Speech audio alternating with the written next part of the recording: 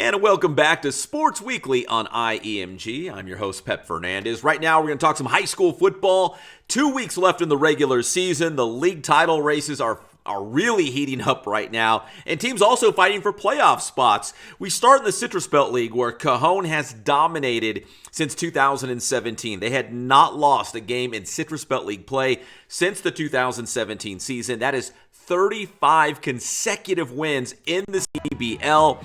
They went up against their rival Citrus Valley in CBL play this past week, and Citrus Valley beat Cajon in the Division II playoffs last year.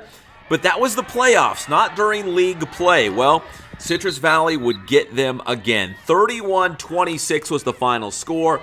The Blackhawks led 21-0 at halftime, and they would eventually hold on in the second half despite a late push by the Cowboys.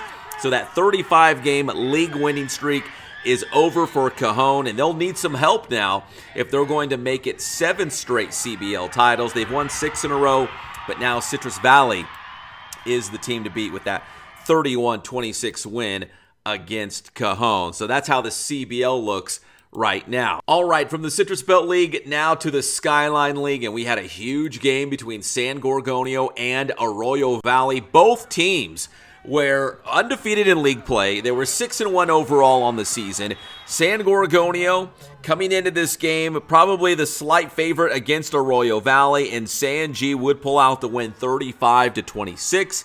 So now San Gorgonio is 3-0 in the Skyline League, and they control their own destiny. Meanwhile, Arroyo Valley still in a prime spot to make the playoffs with 2 weeks left to go in the regular season. So there's still some big games coming up in the Skyline League, but Arroyo Valley's in a good spot, and for San Gorgonio, trying to bring home another league championship. So that was a big win between those two in-town rivals. That's the Skyline League.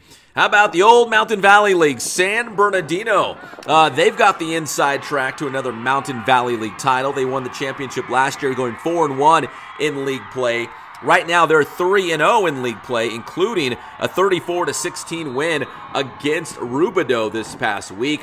So San Bernardino trying to at least clinch a share of the league championship this week if they get a win. We had a chance to talk to quarterback Xavier Alvarez about this year's team, and man, they're in a great spot to win a league championship, probably an outright undefeated league campaign. And again, a win this week would give them at least a share of the MVL title. Here's Xavier Alvarez. Honestly, to win league back-to-back, it's gonna take all of us executing our game plan. First, we got to take out Avon Miller, and we have not gotten the respect we deserve for being defending league champs. And we're going to go out there and take them out and show why we were league champs last year. And I have no doubt with how hard we're working, our team, we're going to bring back-to-back league champs back to the Dino and back to Collins, baby. Let's go.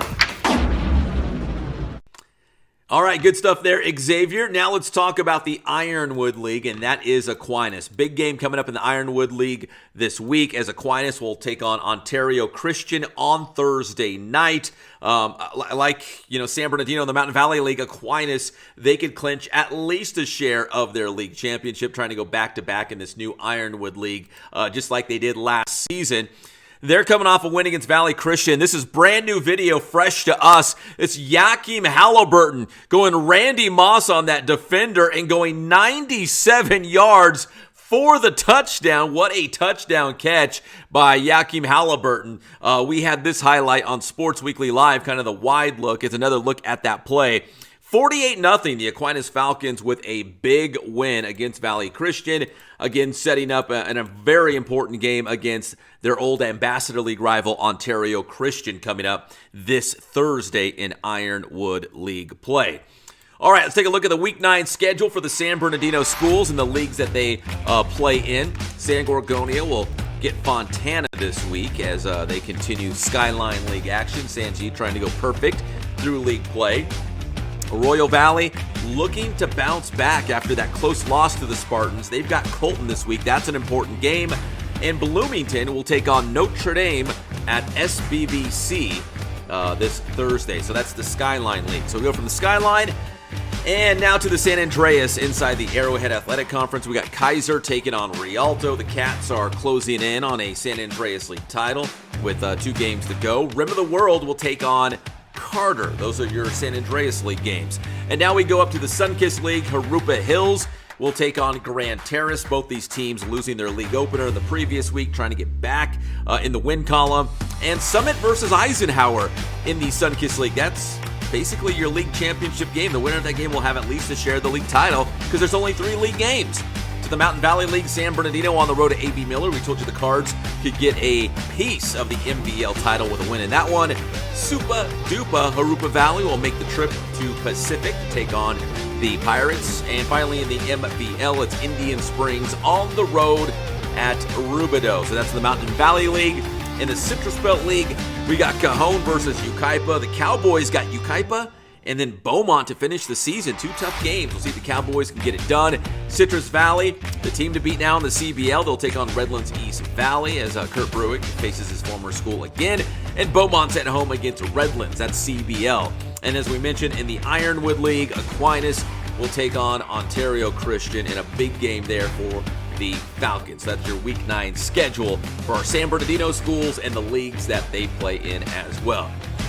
And how about a little college football right now? Although this is kind of a highlight that goes back to a former high school star, Philander Lee, PJ Lee, our guy from Cajon High School, now a stud defensive end. There he is, number 88 for the RCC Tigers. Also wore 88 at Cajon. Well, PJ Lee and RCC shutting out Grossmont 63-0 this past Saturday. That was the first shutout win for the RCC Tigers in 4 seasons. PJ's getting a lot more playing time and really making an impact on the defensive line up there for the Tigers. He says he's enjoying his time at RCC. He's having a blast, and these guys are really good as they're trying to hunt down another state championship at RCC.